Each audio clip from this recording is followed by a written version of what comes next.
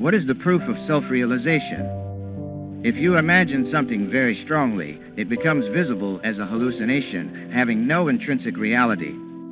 You should understand the difference between imagination and self-realization. The essential proof of self-realization, of God's consciousness in you, is to be truly and unconditionally happy. If you are receiving more and more joy in meditation, without cessation, you may know that God is making manifest His presence in you.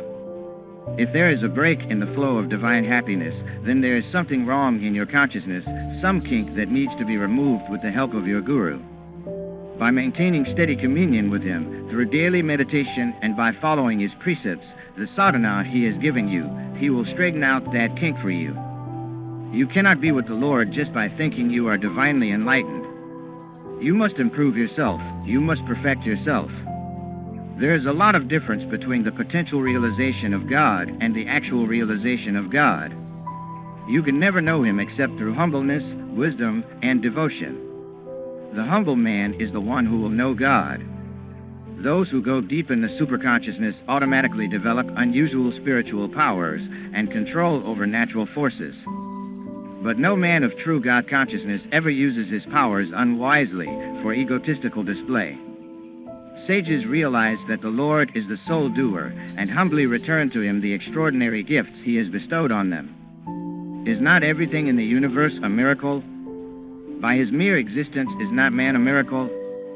If human beings are not satisfied with all the wonders that God has created, why should His saints perform further miracles? They never do, unless, for some special reason, often an unfathomable one, the Lord so commands them. Beyond the kaleidoscope of subconsciousness, I will illustrate how the superconsciousness differs from the subconsciousness. The superconscious is that state in which you can consciously, during wakefulness or sleep, produce any sensation in your body at will, without any external stimulus. That is the proof. In the subconscious dreamland, you can drink a glass of hot milk, but this experience comes to you unbidden. In the superconscious state, you can create that or any other experience consciously and at will. Unless you are able to do this, do not delude yourself that you have reached superconsciousness. Millions of devotees never get beyond the kaleidoscope of the subconscious mind, which manifests its wonders mostly during sleep. But in the superconscious state, you can see or know anything that you wish to, not by imagination, but in reality. I can sit in this chair and transfer my mind to India and see exactly what is going on in my old home there.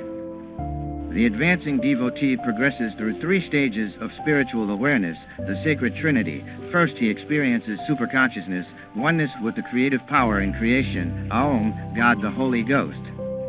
Next comes Christ consciousness, merging in the infinite intelligence within creation, Tet, God the Son. Finally, he attains the highest cosmic consciousness, the truth beyond creation, the ineffable absolute, Set, God the Father. Sometimes a devotee dwells in the subconsciousness, sometimes he is lifted to superconsciousness and to Christ consciousness, and a few great souls are able to go beyond Christ consciousness into cosmic consciousness, the realm of causeless spirit. In the Christ conscious state, you don't have to visualize things first in order to experience them. You don't have to picture India. You are there. You are aware of all creation. That experience is an endless expansion of consciousness. You are in the blade of grass and on the mountaintop, and you can feel every cell of your body and every atom of space. But cosmic consciousness is beyond even that. When you can feel your presence in all creation, and also know the joy that is beyond creation, then you are a godlike being.